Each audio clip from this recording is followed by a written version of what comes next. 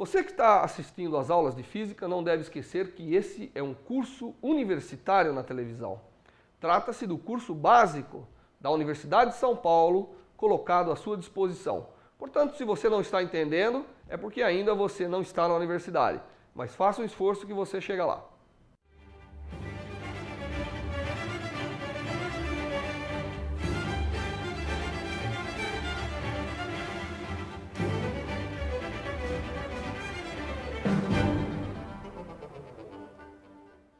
A aula de hoje será a continuidade da aula que vimos anteriormente sobre produção de campos magnéticos. Como nós vimos, correntes elétricas são as grandes fontes de campo magnético. E nós aprendemos, não é? Fazendo aqui uma breve revisão, que se eu tiver a corrente circulando por um condutor, numa certa região do espaço, uma pequena porção desse condutor, de tamanho dl, pelo qual circula uma corrente I, produz, numa posição do espaço, a uma distância r desse elemento, localizada como aqui mostrado, né? De tal maneira que o vetor r faz um ângulo θ com esse elemento orientado de corrente dl, produz um campo que é dado pela lei que nós conhecemos como lei de Biot-Savart. E essa lei nada mais é do que uma lei que integra, né, que considera a corrente como cargas em movimento. Nós também aprendemos anteriormente como que é o campo produzido por cargas em movimento, de tal maneira que nós podemos escrever uma expressão para o campo produzido por esse elemento orientado de corrente. E esse campo é dado por essa expressão, é a constante magnética, vezes a corrente, vezes o produto vetorial de dl, que é o segmento orientado do condutor que eu estou considerando, vetorial versor do raio posição, né? Isso aqui é um vetorzinho unitário, só indicando a direção do vetor posição onde eu estou olhando o campo, tá certo? Dividido pela distância ao quadrado. E como exemplo, talvez o exemplo mais importante que a gente fez, é um fio, se nós tivermos um fio infinito, né, um fio que vai para ambas as direções aqui, infinitamente, pelo qual circula uma certa corrente I.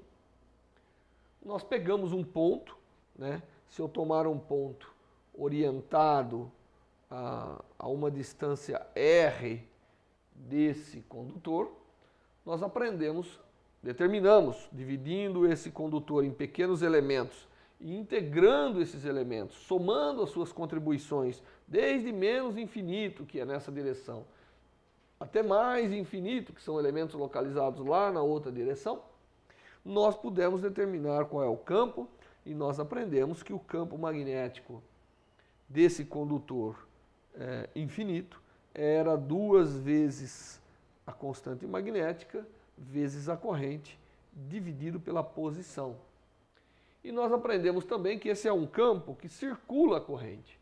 E a melhor maneira de determinar a sua direção é utilizando a chamada regra da mão direita, onde eu seguro o condutor com a mão direita, com o polegar indicando a corrente. O polegar indicando a corrente, que aqui nesse caso nós colocamos uma corrente nesse sentido, né? Então, com o polegar segurando, indicando a corrente, os dedos mostram como que o campo circula a corrente. De tal maneira que aqui, por exemplo, o campo magnético estaria entrando aqui, tá certo? Entrando no plano do nosso quadro aqui. Bem,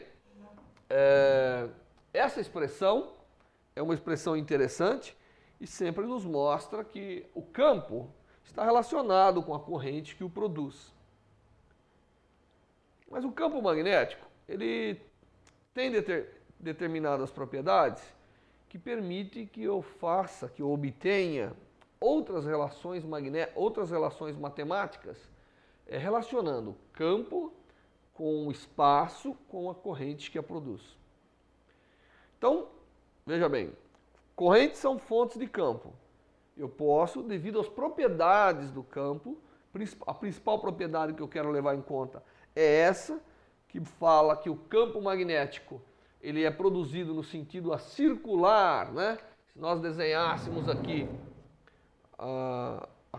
o campo magnético de um condutor, uma corrente saindo, isso aqui é uma seção do condutor, nós veríamos, evidentemente, que as linhas de indução, que são aquela visualização das linhas do campo magnético, seriam círculos, não é? Círculos concêntricos, que são mais próximos quando eu estou próximo do condutor e se afastam, vão se afastando quando eu me afasto do condutor, mostrando que o campo de fato é sempre tangente a essas linhas e diminui de intensidade à medida que eu me afasto, seguindo essa expressão que nós acabamos de determinar. Essas são propriedades importantes e através delas é possível escrever certas relações matemáticas, além da lei de Biot-Savart, com relação a fontes de campo, que são as correntes, e a própria amplitude do campo. Essas relações geram novas leis do eletromagnetismo, e a lei que nós vamos aprender agora é a chamada lei de Ampère. Ampère é o cientista cujo nome está associado à unidade de corrente elétrica, como nós vimos ao aprendermos circuito. Mas o seu nome, evidentemente, está relacionado com o eletromagnetismo de uma forma muito mais intensa, mas tem a ver com corrente. E essa que a gente vai ver agora é a chamada lei de Ampère. E a lei de Ampère é uma lei que leva em conta o fato de que as linhas de indução do campo magnético têm informação a respeito da corrente que as produz. Então nós acabamos de ver aqui, né?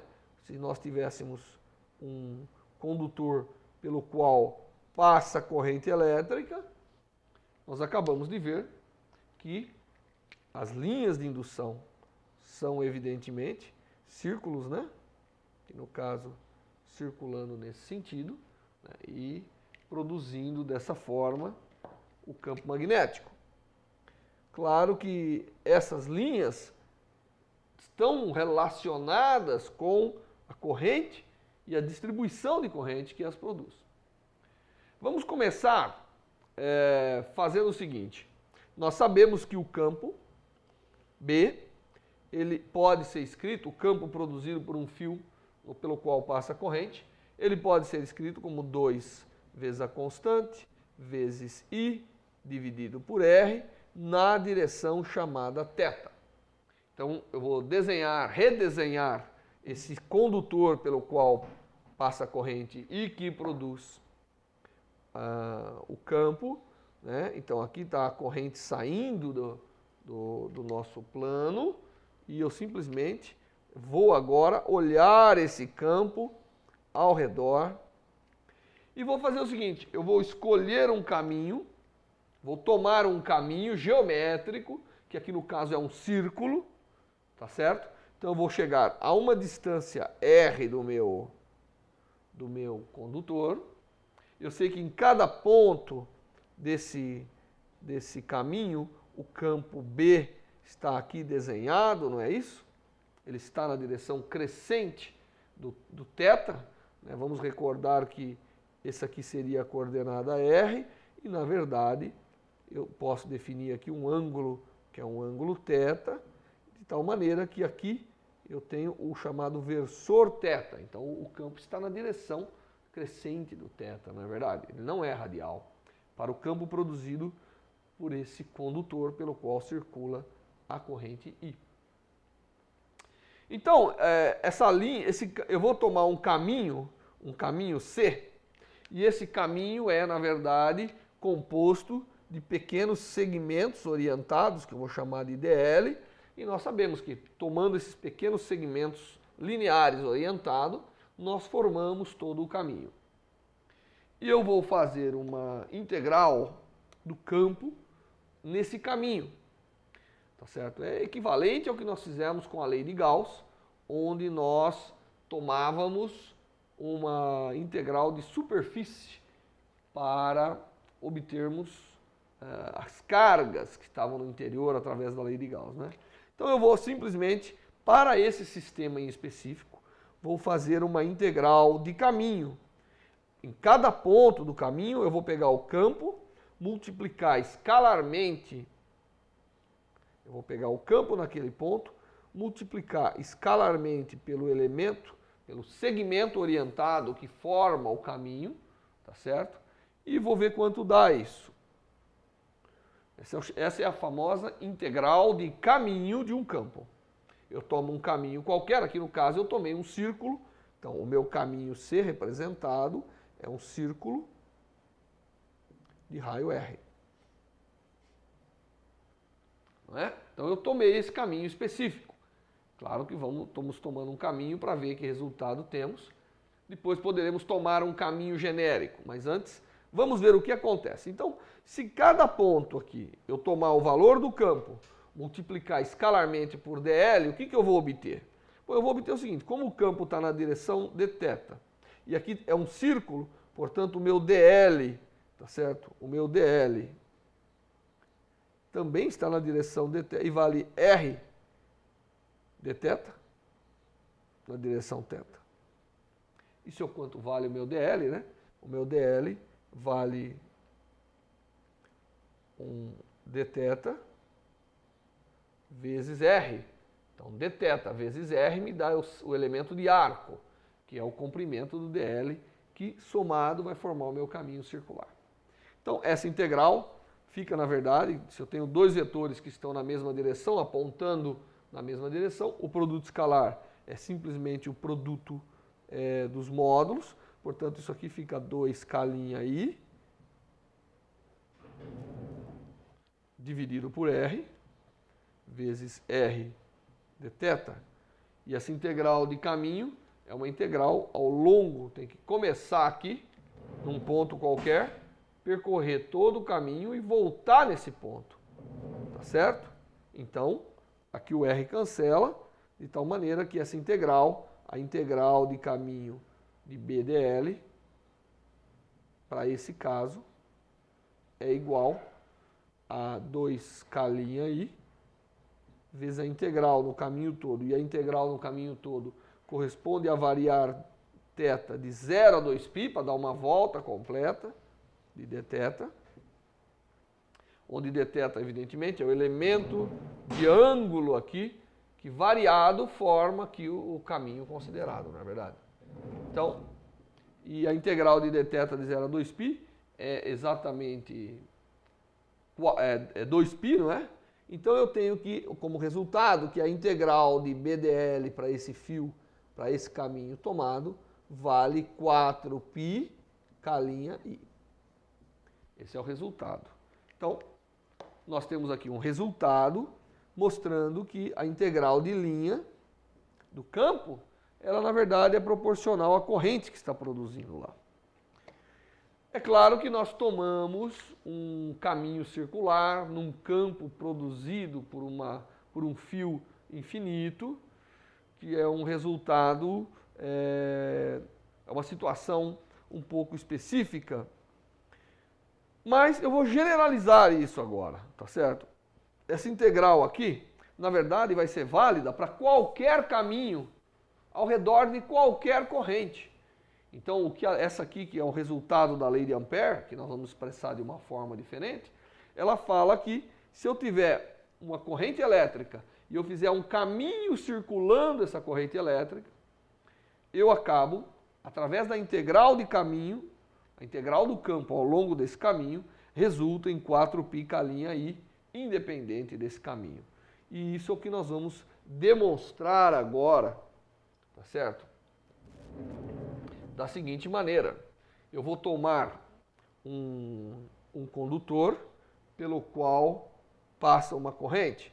Então eu vou imaginar a corrente entrando aqui. Precisa, tá? Não, pode ser de qualquer maneira. E vou considerar um caminho qualquer ao redor dessa corrente. Então esse aqui é o meu caminho. Evidentemente um caminho, quando a gente faz integral, envolvendo inclusive produtos escalares, é necessário que o caminho seja orientado, tá bom? Então eu orientei o meu caminho nesse sentido aqui. Isso significa que se o caminho está orientado assim, e a corrente está entrando, então ela concorda com o sentido de circulação do meu caminho. E, evidentemente, essa corrente, que tem um valor I, ela está produzindo campo em todo o espaço ao redor. Isso aqui não tem que estar no centro do caminho, não tem que estar nada. É um caminho qualquer ao redor de um fio, de um condutor, pelo qual passa uma corrente I. Claro que cada ponto aqui, vamos pegar, por exemplo, esse ponto, tá certo? É produzido um campo. Nós sabemos que esse fio, nesse ponto, produz um campo magnético, B. E esse campo, evidentemente, ele é perpendicular ao raio, posição naquele sentido. Que agora não coincide mais com, não é como no outro caso, que o DL e o B eram paralelos, porque o caminho era um caminho circular e o campo também era um campo tangencial ao redor da corrente. Agora isso não acontece mais e eu tenho, na verdade, o meu elemento de caminho, é um elemento aqui, esse é o meu DL, e ele não coincide mais com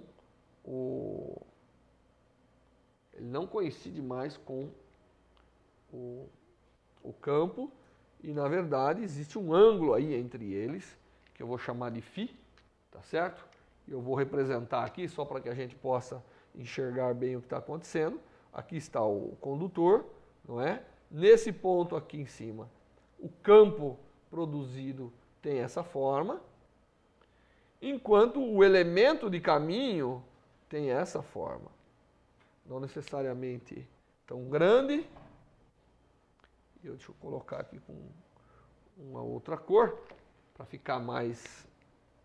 Naquele ponto, o meu caminho, né, porque são os elementos DLs que somados formam o meu caminho. Então, em cada ponto, o elemento DL tem aí uma certa orientação, porque eu tomei um caminho qualquer, evidentemente. Então, essa é mais ou menos a situação. Agora, para esse caminho qualquer ao redor dessa corrente, agora sim, eu vou realizar a integral. Eu vou pegar e tomar a integral ao longo desse caminho qualquer de B escalar dl. Tá certo? E o que me resulta isso? Bom, agora eu tenho que saber a componente, quanto vale a componente. Para eu pegar, isso aqui é um produto escalar, eu tenho que chegar aqui. Vamos lembrar que, na verdade, o B ele é tangente a um círculo, né, de raio R centrado na corrente, porque o campo, evidentemente, é produzido dessa forma, ele é sempre tangente, né, ao raio vetor da corrente que o produziu. B escalar dl, nesse caso, é o produto das... Eu poderia olhar isso aqui da seguinte maneira. dl tem, na verdade, uma componente na direção B. Seria como chegar e falar, bom, qual é a componente do dl na direção B? E essa componente é exatamente, né, então, dl cosseno de φ é exatamente R de θ. Onde θ agora é o ângulo delineado por dl, só que veja que dl não é um elemento de arco mais, tá certo? dl é um elemento qualquer, tanto é que o dl pode estar em algum ponto do caminho na direção radial, portanto o ângulo seria 90 graus e esse daria zero. O ângulo subentendido pelo elemento dl não seria dθ, seria zero. Então, olha, a componente de dl na direção do campo B, né, paralelo ao campo B, vale R dθ. Claro, porque eu estou projetando esse elemento infinitesimal dl sobre uma circunferência, né, numa direção tangente a esse ponto, a uma circunferência de raio R. Então, o produto escalar de BDL, que nós sabemos é o produto das componentes de B e da componente de DL na direção de B, vale quanto? Vale exatamente a integral de B vezes R de θ. E quanto vale B aqui? Bom, nós já aprendemos que o campo produzido por um fio infinito a uma distância R vale 2K' I dividido por R. Então isso aqui é a integral, não é? De 2K' I dividido por R, R de θ. Isso para um caminho qualquer. O caminho circulando a corrente elétrica é um caminho qualquer. Então, novamente, nós fizemos o produto escalar de BDL. Por definição, o produto escalar de dois vetores é o produto, é o módulo do primeiro vezes a componente do segundo na direção do primeiro. Então, o que nós fizemos? Chegamos aqui, essa é a direção de B. Calculamos qual é a componente de DL na direção de B. O produto dessas componentes, que dá exatamente BR de θ, é o produto escalar de B por DL nesse ponto desse caminho genérico. Claro que o ângulo φ aqui vai ser uma peculiaridade de cada ponto do caminho. Assim como o valor de dθ, vamos dizer, vai ser uma peculiaridade, porque esse ângulo pode ser menor ou maior e assim por diante. O resultado disso é que, como eu vou fazer a integração, e ao fazer a integração ao longo do caminho, varia quem? Varia o raio, varia. Cada posição tem um raio diferente para esse caminho, né? E varia θ também, varia dθ. Mas eu sei que o K não varia nem a corrente, então isso dá 2K' I, o R cancelou, integral nesse caminho de dθ. E a integral, se o caminho é fechado, e aqui é um ponto importante, nós estamos sempre lidando com um caminho fechado ao redor da corrente. Então a integral do caminho fechado, né, saindo de um ponto, circulando e voltando aqui, qual o ângulo que eu varri? Sempre 2π. Então sempre um caminho fechado no plano fornece a integral de angular 2π. Então isso aqui continua sendo 4π, que vai dar um 2π da integral com 2K' I. Independente do caminho tomado. Tá certo? Então o que nós temos como resultado aqui? Nós temos o seguinte, que se eu tiver, né, uma corrente passando por um condutor, tem uma corrente, tem um condutor aqui, tá certo? Tem um condutor pelo qual passa uma corrente. Nós vamos escrever essa corrente como sendo I. E eu tomo ao redor, eu escolho um plano aqui, né? Eu venho aqui, escolho um plano que corte esse condutor em algum ponto, e nesse plano eu desenho ao redor do condutor um caminho qualquer. Então eu escolhi um caminho qualquer ao redor do condutor, num plano que cruza o condutor, evidentemente. E o resultado que nós temos é que a integral ao longo desse caminho fechado, do produto escalar, do campo produzido pela corrente, e DL, que são os elementos infinitesimais que produzem o caminho, é igual a 4π K' vezes a corrente que passa pelo condutor. Ou então, né, lembrando que K' é a permeabilidade magnética dividido por 4π, isso aqui fica praticamente a permeabilidade vezes a corrente. São duas maneiras diferentes de expressar a constante. Esse resultado é a famosa lei de Ampère para o campo magnético produzido por correntes. Então veja bem, recordando, eu tenho um condutor, tá certo? É um condutor pelo qual passa uma corrente. Eu tomo um caminho qualquer ao redor dessa corrente. a integral de caminho do campo produzido, independente do caminho que eu tomei, a integral de caminho do campo sempre resulta num termo proporcional à corrente, onde a constante de proporcionalidade é 4π vezes K', onde K' é a constante magnética. Tá certo? Isso independe do caminho tomado. Para qualquer caminho tomado, a lei de Ampère se aplica. E, evidentemente, é uma nova expressão, é uma nova relação entre o campo e a corrente que a produz. Então, é equivalente ao que nós tínhamos da lei de Gauss. Lembra? A lei de Gauss, ela dizia que a integral de superfície do campo elétrico dava como resultado as fontes de campo elétrico, que eram as cargas no interior da superfície gaussiana.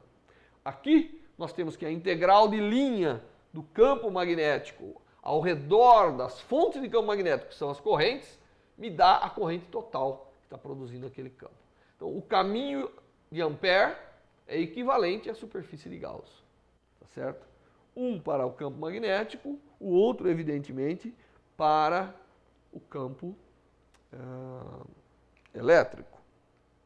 Bem, e aí, isso é tudo? Não. Vamos imaginar aqui que a gente tenha, num determinado plano aqui, nós temos aqui um caminho que o Braz veio e escolheu um caminho num plano. Então esse é o caminho C. Pelo plano desse caminho, pela superfície que esse caminho fechado contorna, passam inúmeras correntes. Então aqui nós temos uma superfície desse caminho, tá certo?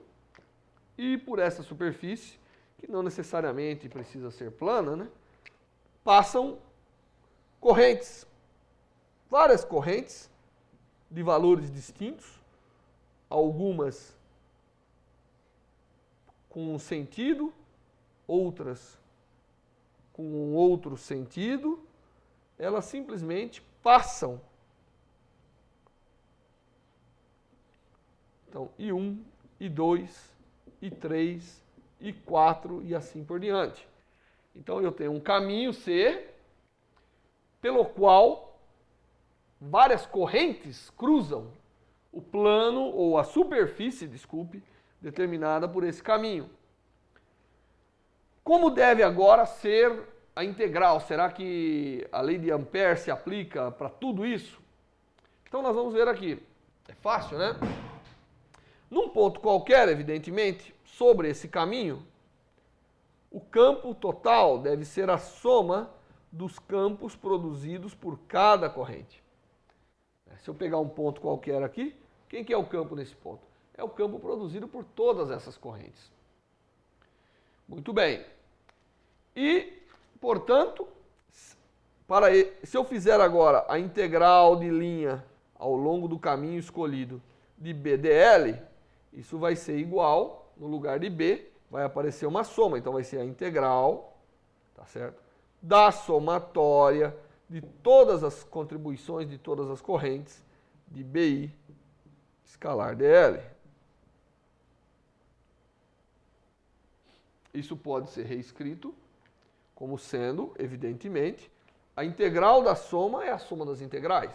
Portanto, isso pode ser escrito como sendo a somatória de todos os condutores, as correntes que passam pela superfície determinada pela superfície contornada pelo caminho C considerado, não é? Esse é o caminho C considerado. Então vai ser a soma de tudo isso vezes a integral de cada um.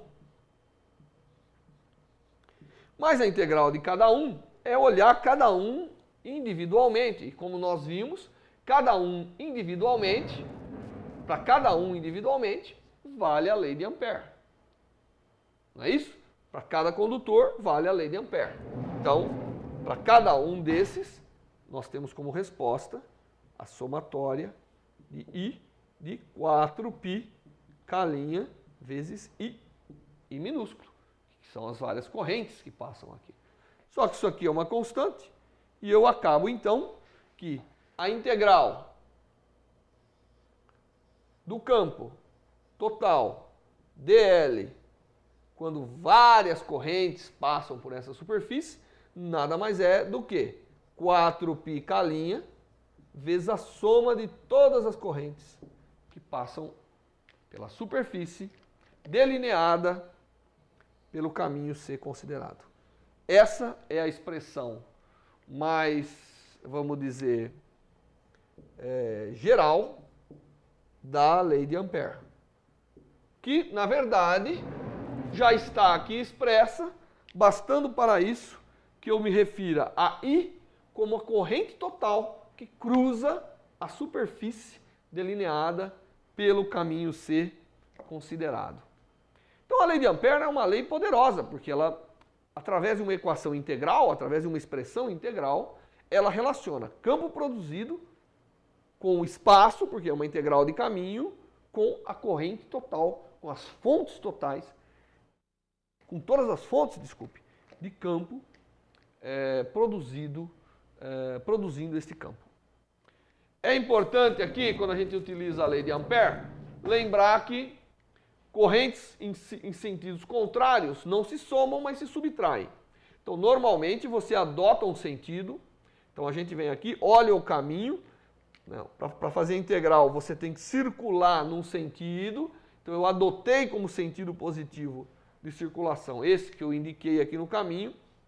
E, normalmente, a gente usa a regra da mão direita. Aquilo que está de acordo com o caminho, eu chamo de positivo. Aquilo que está contrário ao que eu chamei de positivo, é evidentemente negativo. Então, aqui nesse exemplo, quando eu fosse fazer a soma total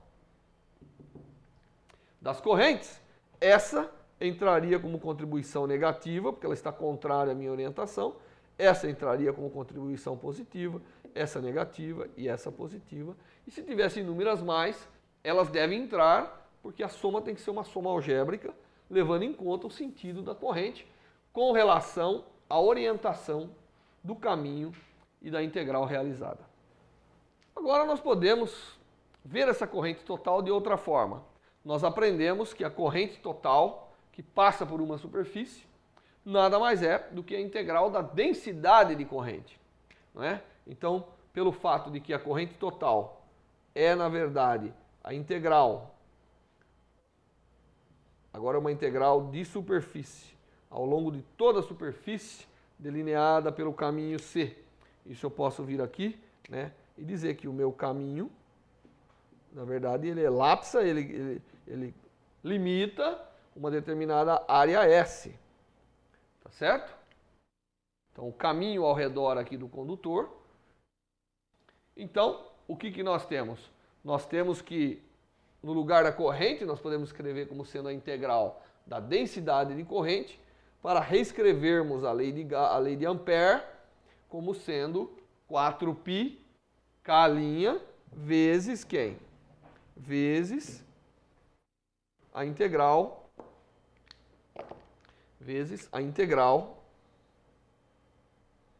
na superfície S, que é a superfície limitada pelo caminho C, de J, que é a densidade de corrente, ds. Então isso, na verdade, com isso, né, nós expressamos a lei de Ampère da forma mais geral possível. Lembrando que integral de J ds é, evidentemente, a corrente total que está passando pela superfície delineada pelo caminho escolhido, o caminho C.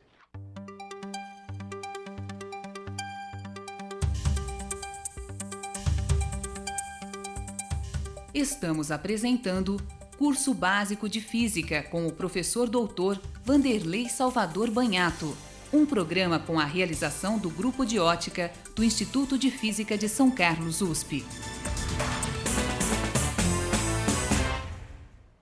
Você que está assistindo às aulas de física não deve esquecer que esse é um curso universitário na televisão. Trata-se do curso básico da Universidade de São Paulo, colocado à sua disposição. Portanto, se você não está entendendo, é porque ainda você não está na universidade. Mas faça um esforço que você chega lá. Voltamos a apresentar Curso Básico de Física com o professor doutor Vanderlei Salvador Banhato, um programa com a realização do Grupo de Ótica do Instituto de Física de São Carlos, USP.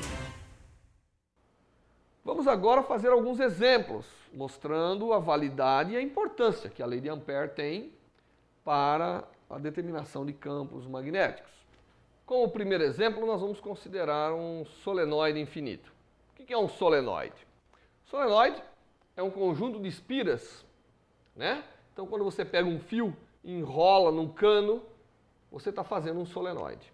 Se você passar corrente elétrica por isso, se você enfia uma corrente lá, ela vai sair aqui, ela vai circular todas essas espiras e, evidentemente, como a corrente produz um campo, vai existir um campo magnético no interior dessas espiras, que é o campo devido ao solenoide. Se essa espira é muito grande, então você tem um campo devido a um solenoide infinito, que evidentemente é um pouco diferente do campo do solenoide finito, como eu vou explicar para vocês.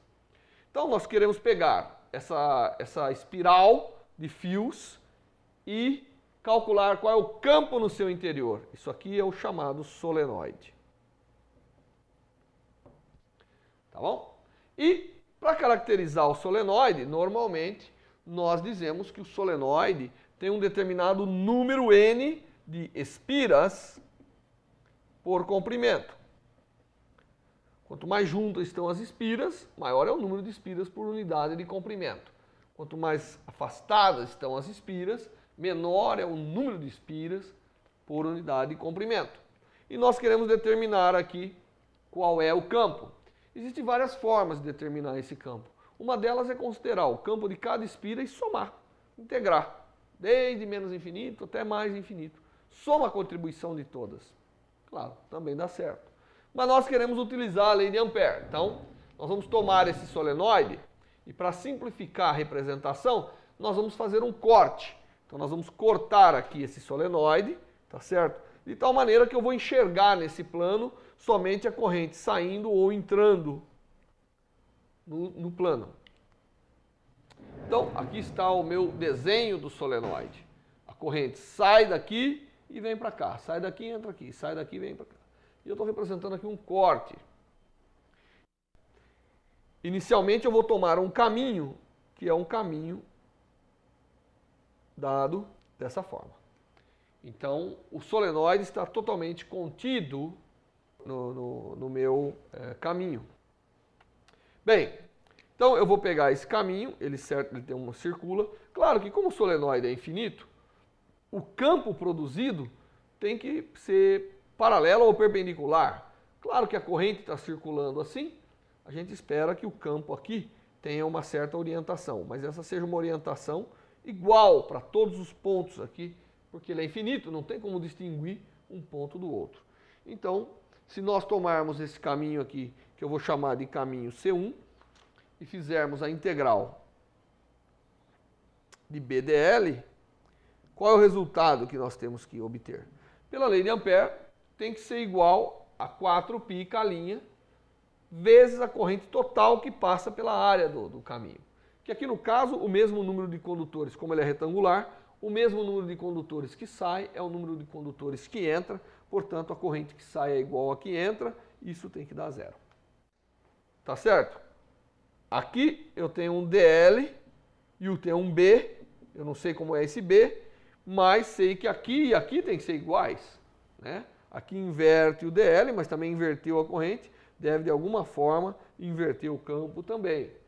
Ou seja, isso aqui me dá como resultado BX vezes DL, não é isso? E como o integral de BX DL, e como o BX, que é a componente aqui na direção desse caminho, não deve variar, porque isso aqui é infinito, né? Pela simetria, não tem como ele depender dessa dimensão. Isso aqui me dá exatamente o B, o valor do campo aí fora, vezes o tamanho aqui do caminho L. Isso tem que ser zero. L não é zero, portanto o B tem que ser zero. A componente aí tem que ser zero. Como isso vale para qualquer caminho que eu vou tomar, evidentemente a conclusão que eu chego é que o campo no exterior do solenoide é zero. Ou seja, um solenoide produz um campo estritamente confinado no seu interior. Isso é obtido pela lei de Ampère. Agora, eu vou considerar um outro caminho. Já que eu aprendi isso, eu vou considerar agora um caminho C2. E esse caminho C2, ele é o caminho mostrado aqui. Eu sei que aqui o campo tem que estar confinado, tá certo? E nós podemos olhar que você tem uma espira aqui, portanto o campo tem que estar produzido dessa forma. Então nesse caminho eu tenho o campo nesse sentido, aqui o campo é perpendicular ao caminho, aqui também o campo é perpendicular ao caminho, e fora do solenoide o campo é nulo. Tá bom? Então L é a distância, é esse tamanho aqui do meu caminho. Então o que dá agora a integral de BdL ao longo do caminho C2? A integral de BdL ao longo do caminho C2 dá. Nessa parte do caminho dá zero. Nessa também aqui, até aqui. Aqui o B é perpendicular a DL, portanto B escalar DL também dá zero. O mesmo acontece aqui. Tá certo? Então essa integral vai dar, evidentemente, B vezes L. Eu estou circulando o caminho nesse sentido, claro. E isso, pela lei de Ampère, tem que ser igual a quem? Porque entendam que aqui o campo é constante, isso aqui é uma linha, né? Portanto, BdL dá B vezes o tamanho da linha. É a integral disso. Isso, segundo a lei de Ampère, tem que ser igual a 4π vezes escalinha vezes a corrente total que passa aí. Ora, se eu tenho N espiras por unidade de comprimento, e eu tenho um comprimento L, quanto de corrente está passando aqui? Seria N vezes L vezes a corrente que passa em cada espira. Portanto, daqui eu determino que o campo no interior de um solenoide infinito vale exatamente 4πk' vezes o número de espiras por unidade de comprimento vezes a corrente que passa em cada espira. Esse é o campo devido a um solenoide infinito. Então, se eu vier aqui, neste solenoide, o campo B, que está confinado ao seu interior, tá certo? Tem como módulo 4πk' N vezes I. E qual é o sentido do campo? Basta você pegar as espiras agora, como a gente fez com as espiras, usar a regra da mão direita, só que os dedos aqui circulam a corrente e o polegar indica o campo.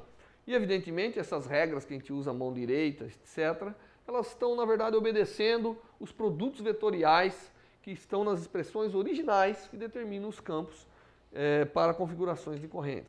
Então, o campo, ele era exatamente dl vetor R. Então, essas regras da mão direita advêm desses produtos vetoriais originais quando se calcula o campo produzido. Então, esse é o campo de um solenoide infinito, obtido praticamente sem contas, né? É uma conta muito simples, utilizando para isso o resultado da lei de Ampère, que diz que a integral de linha do campo tem que ser 4πk' vezes a corrente total no interior desse caminho. Um outro exemplo interessante que nós vamos fazer utilizando a lei de Ampère não é o solenoide, mas é o chamado toroide. O que é um toroide? Um toroide é um solenoide que foi curvado de tal maneira que você fechou, é um tubo. Então você imagina um fio que vem, começa, você vai dando volta, né? É uma espiral de caderno que você dobrou e fechou. Então você tem aqui uma espira, né? Fazendo um caminho circular, e é como se fosse um solenoide que você curvou e colocou um extremo no outro. Aliás, falando no solenoide, nós dissemos que o solenoide é infinito, por causa dessa simetria. Quando você tem um solenoide finito, imagine que eu tenho aqui, né, um solenoide finito.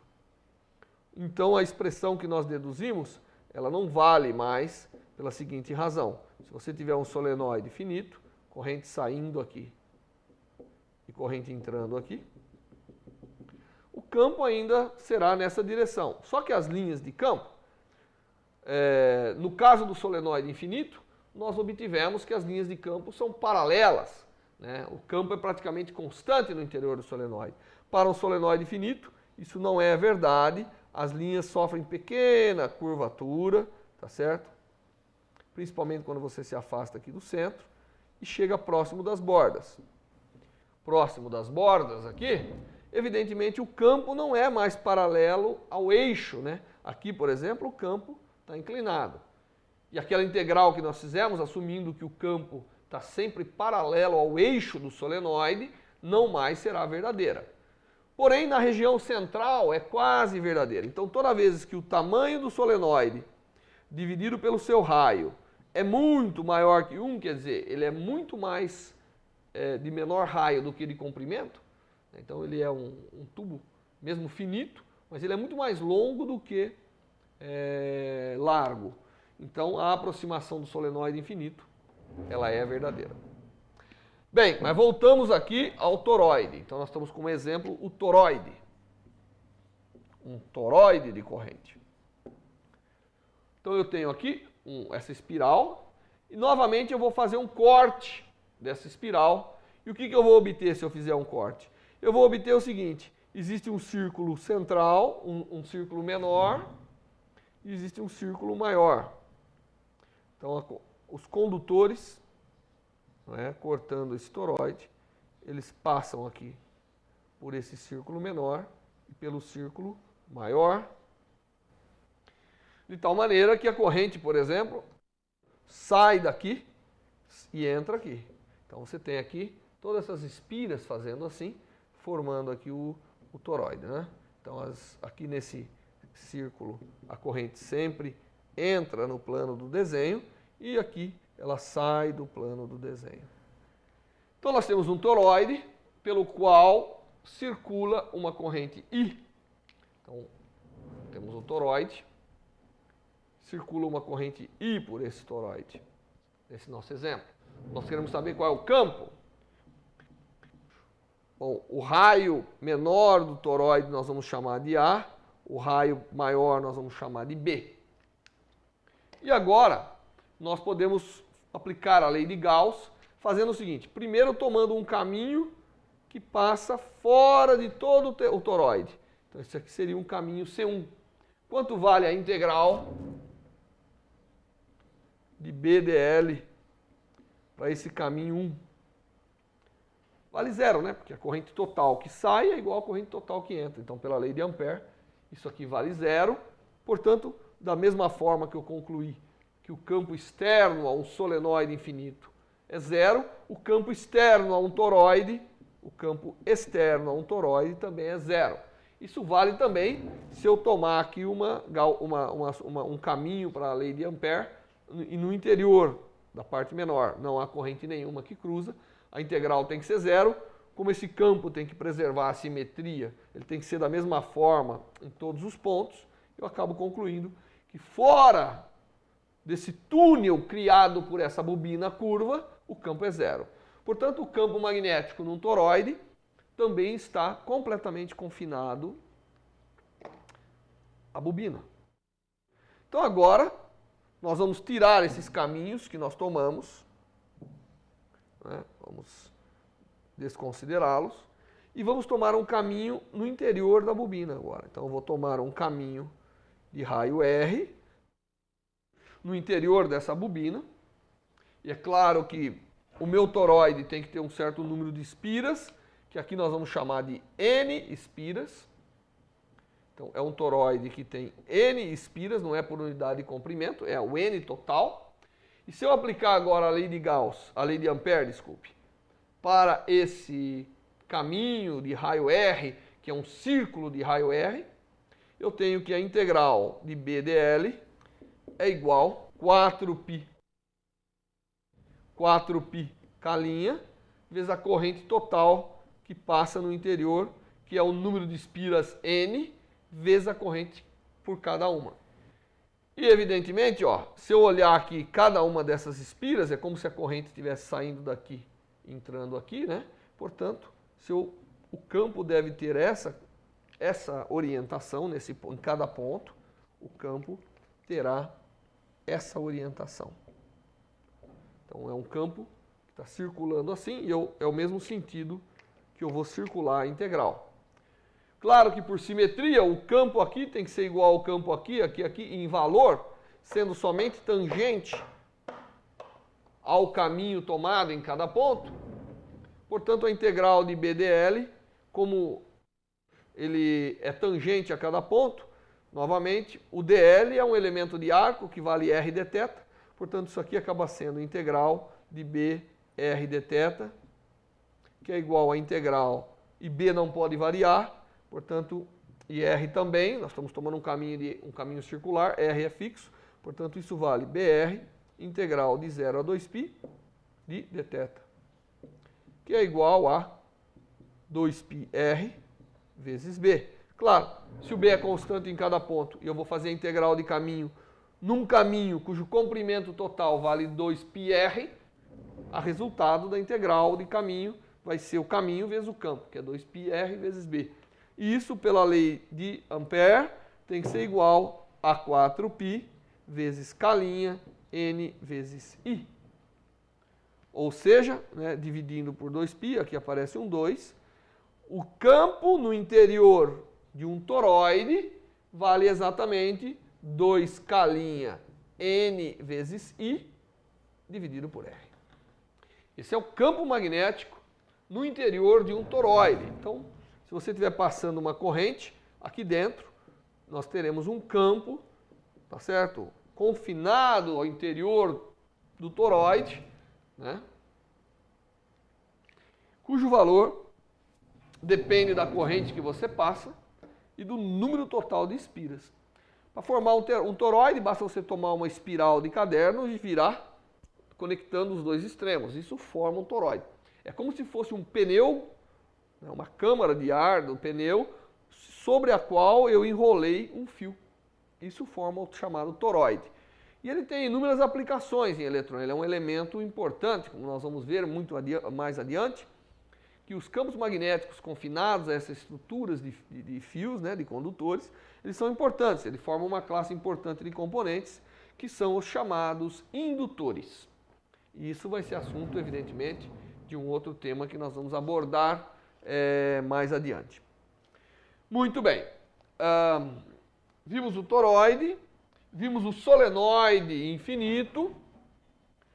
Vamos ver mais um exemplo. E um exemplo interessante é o chamado cabo coaxial. Esse cabo aí que conecta a sua antena é o mesmo cabo que vem da TV a cabo. É aquele cabo que tem um condutor interno e um condutor externo. Então nós vamos ver agora como é o campo magnético de um cabo coaxial.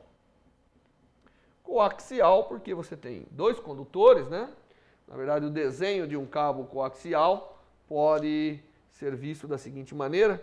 Certo? Então eu tenho um condutor externo, que é a chamada malha, e tenho um condutor interno, que é o núcleo aí do cabo coaxial. Normalmente o cabo coaxial leva e traz corrente, a corrente circula por ele, ela entra por aqui, por exemplo, e sai por aqui. É a mesma corrente, né? Ela tem continuidade, esse cabo coaxial está conectando alguma coisa lá. Muito bem. Então, se eu utilizar, eu quero saber qual é o campo magnético gerado por um cabo coaxial. Se eu tomar a lei de Ampère para esse cabo coaxial, não é? Se eu tomar a lei de Ampère, tomando um caminho externo a ele, é claro que o caminho externo, um caminho circulando esse cabo coaxial, tem como corrente total passando por ele zero, porque a mesma corrente que vai é igual à corrente que vem. Então, segundo a lei de Ampère, integral de B dl vai ser zero para um caminho externo, de tal maneira que eu posso concluir, da mesma maneira que eu concluí, que o campo magnético fora do coaxial é nulo. Então, não há campo magnético fora do cabo coaxial. Se não há campo magnético fora do cabo coaxial, evidentemente, o campo magnético está restrito a essa região entre os dois condutores.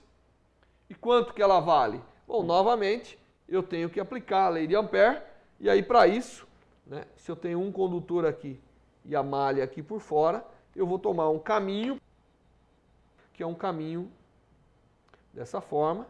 A corrente aqui está entrando no condutor interno. E, do ponto de vista de lei de Ampère, a integral de BdL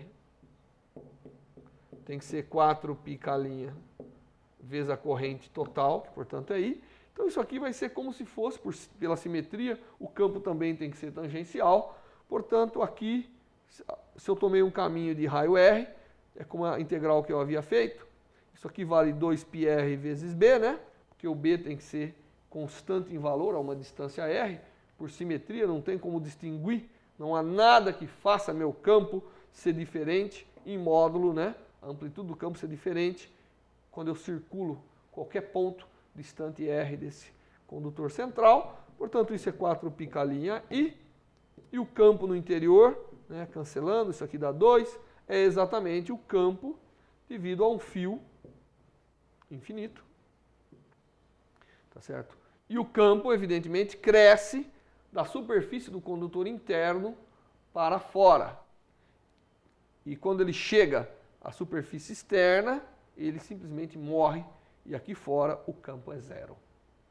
Então ele decresce indo, né, da superfície do condutor interno até a superfície do condutor externo com 1 sobre R. E esse é o campo confinado a um cabo coaxial. Isso é uma coisa importante, porque cabo coaxial é um cabo que você não quer interferência externa, você não quer que ele interfira, nem que ele receba interferência. Tendo o campo magnético confinado, ele não conversa com as coisas externas. Porque uma forma de uma corrente elétrica conversar com circuitos externos é através do campo magnético que ela gera. O cabo coaxial tem essa função, tem a função de blindagem, tem a função de manter um sinal ali confinado, não gerando campos que vão interferir externamente a sua geometria. A lei de Ampère é muito poderosa, porque ela é uma expressão que mostra que a integral do campo num caminho é proporcional à corrente, que são as fontes de campo. Quando a simetria do problema é adequada, é muito mais fácil determinar o campo produzido por uma corrente, né, através da lei de Ampère do que através da integral da lei de Biot-Savart. Então, nós faremos na próxima aula uma série de exemplos, calculando o campo produzido por correntes, tanto usando a lei de Ampère quanto usando a integração da lei de Biot-Savart.